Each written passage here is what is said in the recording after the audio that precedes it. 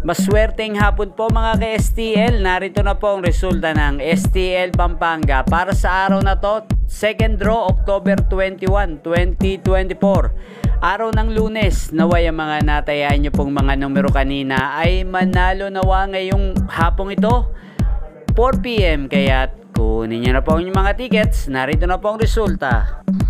Para po sa STL Pampanga, second draw result, 4 PM, ang mga numerong nanalo, 23 at 6 in exact order sa lahat po ng tumaya kanina para sa second draw ng 23 at 6. Congrats po sa inyo, panalo po kayo.